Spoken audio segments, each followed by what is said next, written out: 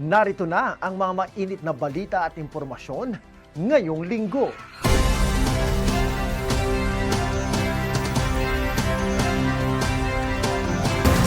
Four-day workweek scheme ipinatupad sa mga tanggapan ng pamahalaang lungsod. Frontline Health, Emergency and Social Services tuloy ang serbisyo. Department of Agrarian Reform at mga kinatawan mula sa Embassy of France bumisita sa The Rising City. Mga tulay ng Pangulo sa lungsod, ibinida. Lingkod Pag-ibig on Wheels, umarangkada sa New Government Center. Mas pinalapit na serbisyo, handog sa mga San Joseño. Kainan, tambayan at pasyalang pampamilya at pangbarkada. Tampok sa Women's Month Fiera 2026.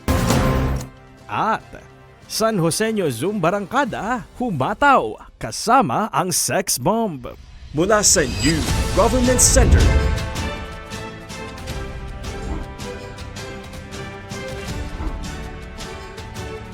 Narito na ang Sa public hearing ng Agrarian Reform bayanhan ng mga Sanoseño, at ng mga tumagat. At kwento ng tagumpay. Ito ang Balitang San Joseño. Magandang San Joseño, ngayon ay Biyernes, ika-13 ng Marso taong 2026.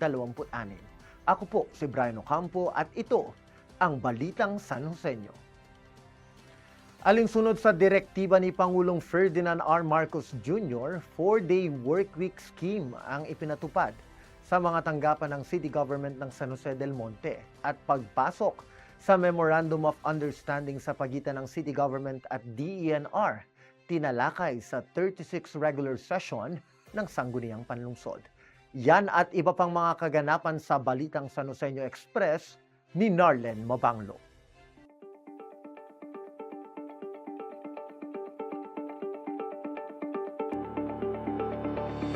Bilang pagtalima sa direktiba ni President Ferdinand R. Marcos Jr. sa pamamagitan ng inilabas na Memorandum Circular No. 114, ipinatutupad ng pamahalaang lungsod simula nitong Lunes, March 9, ang 4-day workweek scheme. Sa ilalim ng scheme na ito, ang mga kawani na kabilang sa non-frontline offices ay papasok sa regular working hours na 8 a.m. to 5 p.m. sa kani-kanilang mga opisina mula Lunes hanggang Huwebes. Habang naka-work from home naman sila tuwing Biyernes, 8 a.m. to 5 p.m. at kinakailangang magpasa ng kanilang proposed tasking at actual accomplishment report sa araw na ito sa kanilang department heads. Samantala, hindi kabilang sa ipinatutupad na 4-day workweek scheme ang mga frontline offices upang masigurong tuloy-tuloy pa rin ang pagbibigay ng emergency, health at social services sa mga Sanoseño. Maaari ring direktang makipag-ugnayan sa mga opisina upang alamin ang kanilang schedule at mga serbisyong kanilang inihahatid.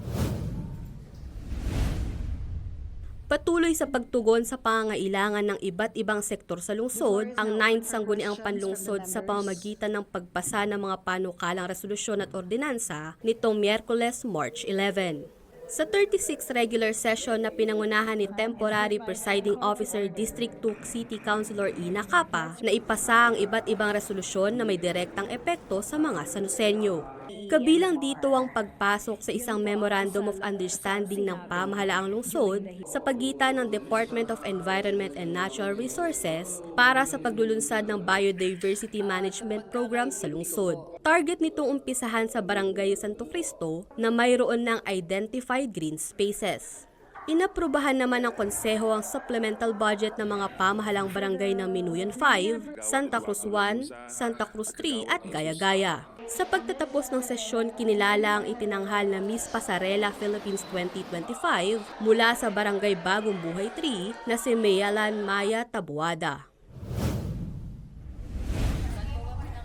Nagmistulang Ube Nation ang pamahalaang lungsod ng San Jose del Monte dahil sa mga kawaning nakadamit ng purple ngayong Miyerkules, March 11 bilang pagsuporta at pakikiisa sa pagdiriwang ng National Women's Month. Hinihikayat ang lahat ng empleyado ng bawat tanggapan na magsuot ng purple, violet o lavender tuwing araw ng Miyerkules ngayong buwan ng Marso kung kailan ipinagdiriwang ang Women's Month. Ang inisyatibong ito ay pakikiisa sa mga programang nakatuon sa pagsusulong ng women's rights rights at maisabuhay ang tema ng 2023 to 2028 National Women's Month celebration na We for Gender Equality and an Inclusive Society.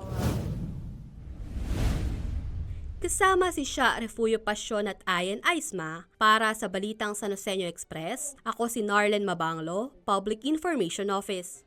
Bumisita sa lungsod ng San Jose del Monte ang mga kinatawan ng Embassy of France to the Philippines at French Development Agency upang suriin ang Paradise Tree Bridge at Sapang Saging Bridge na matatagpuan sa Barangay Paradise Tree nitong Huwebes, March 11.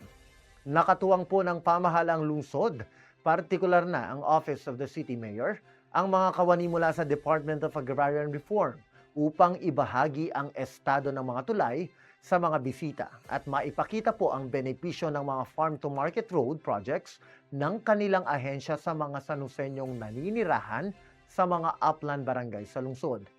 Nagsilbing model project ang mga ito para sa 350 projects na itatayo pa sa iba't ibang lugar sa Pilipinas. Sa pakikipagtulungan po yan ng Bansang France sa proyektong Tulay ng Pangulo para sa kaunlarang pang-agraryo ni Pangulong Ferdinand Marcos Jr. Kasunod nito ay ang presentasyon ng iba pang mga panukalang proyekto at salo-salo naman ng mga bisita at ng mga kawani ng pamahalang lungsod sa Savannah Hotel dyan po sa Barangay San Manuel. Lingkod Pag-ibig on Wheels bumisita sa The Rising City at San Joseño Campus Broadcasters, puspusa ng paghahanda para sa Regional Schools Press Conference 2026. Yan at iba pang mga kaganapan sa report ni Sha Refugio Pasyon.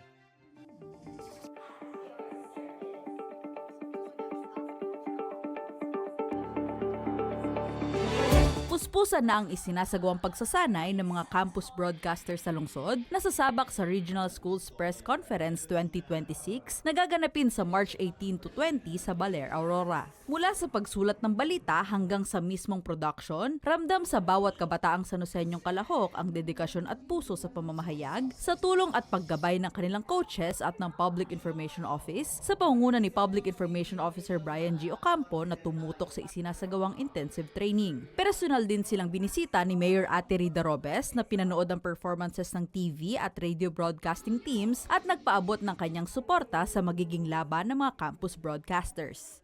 To the new or the next generation of today, like my children too. Maraming salamat, Lord, for giving us this kind of beautiful children, gorgeous, beautiful, pretty, and most of all, the word awesome. Awesome. Umarangkada ang ikalawang araw ng Lingkod Pag-ibig on Wheels ng Home Development Mutual Fund o Pag-ibig Fund May Kawayan Branch nitong Martes, March 10 sa New Government Center Parking Grounds. Hatid ng Pag-ibig ang mga serbisyo tulad ng member registration, loan application submission, records verification, at loyalty card loss applications para sa mga kawani ng pamahalaan lungsod at mga San Joseño walk-ins. Layon ng pamahalaan lungsod na sa pamamagitan ng kolaborasyong ito na mailapit ang mga serbisyong may kinalaman sa pabahay para sa mga San Joseño upang maalalayan sila sa kanilang mga pangangailangan. Magpapatuloy ang serbisyong hatid ng Lingkod Pag-ibig on Wheels hanggang March 11. Patuloy sa pagbaba sa mga barangay sa lungsod ng Barangay Care Caravan upang maghatid ng mga pangunahing serbisyo ng pamahalang lungsod sa mga San Joseño. Nitong Martes, March 10, inilapit sa mga residente ng Barangay Poblacion 1 ang mga programa ng ilang tanggapan ng pamahalang lungsod. Kabilang dito ang City Social Welfare and Development Office na nagbigay ng assistance para sa mga financial at ID applications. Kabilang dito ang City Social Welfare and Development Office na nagbigay ng alalay para sa mga financial assistance at ID applications, Office of the City Legal Services na nag-alok ng libreng konsultasyong legal at notaryo, PhilHealth na nagsagawa ng profiling at registration para sa yakap, City Civil Registry Office na umalalay naman sa mga pag-aasikaso ng civil registry documents, at COMELEC CSJDM na nagsagawa ng voters registration. Layunin ng programang ito na ilapit sa mga kabahayan ang mga serbisyong hatid ng pamahalaan lungsod upang mapabilis ang kanilang mga transaksyon at bigyan sila ng komportableng karanasan sa pag-aasikaso ng kanilang mga kinakailangang dokumento. Kasama si Narlene Mabanglo para sa Balitang San Joseño Express, ako si Sha Refuy Pasyon, Public Information Office. Isa-isang binisita ng kinatawan ng lungsod sa Kongreso, Congressman Arthur B. Robes, ang mga proyektong pang-infrastruktura na kasalukuyang ginagawa sa lungsod, kabilang na ang River Park Esplanade Extension at Sapang Palay Road Widening nitong Huwebes, March 12. Katuwang ang City Engineering Office sa pamumuno ni OIC Engineer Claire Garduce Francisco, Office of the City Building Official Architect Pavel Halog, Chief of Staff Juan Miguel Perez at mga kawani ng DPWH Bulacan, patuloy ang pagsisiguro ng kinatawan na matibay, maayos at dekalidad ang mga pagawain at pasilidad sa lungsod para sa kapakinabangan ng mga gagamit nito at sa bawat pamilyang San Joseño. Full-time man sa Kongreso, patuloy po na sinisikap ni Congressman Arthur na maging hands-on pa rin sa pagpapatupad ng mga pagawain sa lungsod para sa mas asensong ramdam ng mga San Joseño at ng buong komunidad. San Joseño Zumba Rangkada members pinakilig sa hataw na sayawan kasama ang sex bomb at si Mayor Aterida. At Mr. and Miss City College kinoronahan na sa 9th founding anniversary ng City College of San Jose del Monte. Yan at iba pang mga kaganapan sa Balitang Hatid ni Jeff Andrade. Failure is built in order for us to grow. That mistake is in the life of humanity. And I believe that in order for us to create change for ourselves, we must try. We must take steps in order for us to have a better life, in order for us to be more self-aware. We can write down that mistake and we can be more, or we can be better version of ourselves. Thank you. I believe that to rise, it don't just require action, but it requires knowledge. That's why let's not stop learning. Because I believe that knowledge is the most powerful weapon we can hold forever. Thank you so much. Yan ang mga winning answers ng mga kinoronahang Mr. and Miss City College of San Jose del Monte nitong Sabado, March 7 sa City Sports Complex. Sina Emmanuel Loreto ng Psychology at Nicole Andrea Bodis ng Public Administration ang nangibabaw at nagningning sa gabing napuno ng talento, talino at inspirasyong tatak City Collegian. Bahagi ang pageant ng 9th founding anniversary ng institusyon kung saan ipinamalas ng 20 kalahok ang kanilang angking galing, kumpiyansa at kagandahan.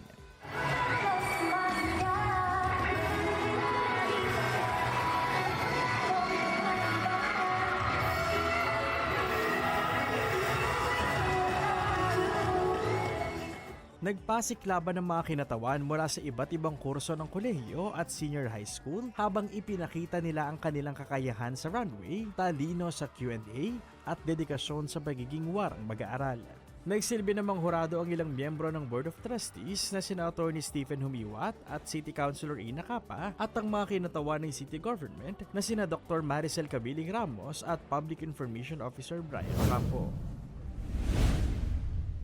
Bilang pakikiisa ng pamahalaang lungsod sa pagdiriwang ng Buwan ng Kababaihan, binuksan na rin ang Women's Month Fiera 2026 sa pangangasiwa ng Business Development Office na matatagpuan sa River Park Esplanade kung saan tampok ang mga lokal na negosyo at produktong pag-aari ng mga kababaihang San Joseño nitong Biyernes, March 6. Pinangunahan ni Reverend Father Benny Justiniano ang pagbabasbas na sinundan ng ribbon cutting ceremony sa pamumuno ni Congressman Arthur B. Robes kasama ang mga miyembro ng Sangguniang Panlungsod, City Administrator Atty. Rizal de Mendoza at mga kawani ng Business Development Office sa pamumuno ni BDO Head Ronald Soriano. Makikita dito ang aabot sa 35 mga booth along ang nakabubusog na mga pagkain at mga produktong tatak San Joseño.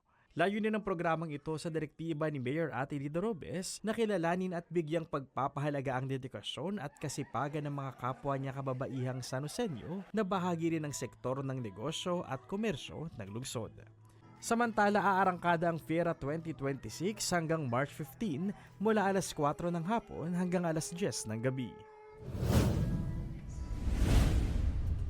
Sa pangunguna ni Reverend Father Benny Justiniano, binasbasan na rin ang 10 kolong-kolong na ipinamahagi ng City Veterinary Office sa mga barangay sa lungsod na magagamit sa pag-impound ng mga ligaw na hayop sa lansangan ngayong Biyernes, March 6. Pinasinayaan ito ni Mayor Atilida Robes kasama sina Congressman Arthur B. Robes, mga miyembro ng Sangguniang Panlungsod, mga kawani ng lokal na pamahalaan at mga punong barangay. Hangad ng pamahalaang lungsod sa pamamagitan ng City Veterinary Office na pinamumunuan ni Dr. Arvin Agapito na mapaigting ang pagpapatupad ng ordinansa sa responsabling pag-aalaga ng hayop, matiyak ang angkop na paghuli at pangangalaga sa mga nahuhuling hayop habang sila ay inililipat sa mga tamang pasilidad at mapanatili ang kaligtasan ng bawat Sanoseño kontra rabies, lalo na ngayong Rabies Awareness Month. Sa pamamagitan nito, inaasahang mas magiging maayos ang animal control operations at mas mapangangalagaan ang kapakanan ng parehong mamamayan at mga hayop sa lungsod. Muling nagbabalik ang tindahan ni Maria on the Go, handog ni Mayor Atilida Robes sa mga Sanoseño, TODA o Tricycle Operators and Drivers Association sa lungsod na umarangkada sa Tower TODA Terminal, Barangay Minoyan Proper nitong Lunes, March 9. Higit kumulang 500 mga TODA members ang natulungan ng programa kung saan sa halagang piso ay mabibili ng mga Sanoseño ang mga sariwa at dekalidad ng mga pangunahing bilihin katulad ng prutas, gulay, bigas, delata at iba pang kailangan ng kanilang pamilya. Personal ding pinuntahan ni Mayor Atilida ang programa upang makamusta ang mga TODA members kung saan naging bahagi rin ito ang PhilHealth Yakap, hatid ang mga serbisyo at programang pangkalusugan na yayakap sa bawat residenteng dumalo. Rain or shine, laban at hindi bumawi ang mga Sanoseño sa paghataw sa isinagawang Zumba group sa komunidad kasama ang Sex Bomb nitong Biyernes, March 6 sa Phase 3B San Jose Heights, Barangay Luzon East. Pinainit na Sex Bomb Weng at Monique ang dance floor kasama ang Team Zumba Rangkada ng lungsod sa pababa at pataas na paghataw na aabot higit 1,000 mga Sanoseñong excited na nakiisa sa programang Siksik sa Saya at Wellness. Ito ay bilang bahagi ng selebrasyon ng Women's Month na layuning pahalagahan ng sariling kalusugan at bigyang kasiyahan ng mga kababaihang handog ng babaeng punong lungsod, Atilida Robes. Walang bata, walang matanda, lahat sila talaga humataw kanina. Kita nyo naman na maus ako, diba? Para masabayan yung energy nila.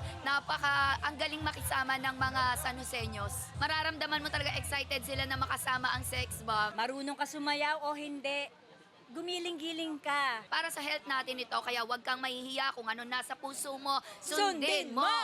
Maraming salamat po dahil po naimbitahan kami para po makapagbigay saya sa mga po San Joseños. Napakabait po ng ating Mayora, nakisama talaga ng todo. Mayora, Ate Rida, salamat po sa pakikisama at sana po makasama pa po namin kayo sa mga susunod pang event. Thank you po. God bless you po. Kasama si Brian Ocampo, Jello Darantinaw, Kyra Joy Resende at Maris Galendez. Para sa Balitang Sanoseño Express, ako si Jeff Andrade, Public Information Office.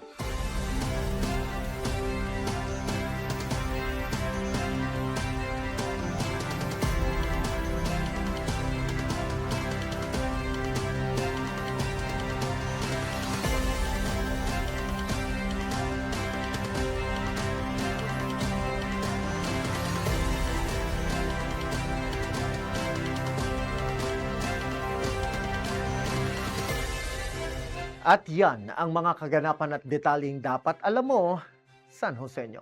Manatiling nakatutok sa Public Information Office para sa iba pang mainit na balita at impormasyon. Ako po si Brian Ocampo at ito ang Balitang San Joseño. Magandang araw, Arya San Joseño.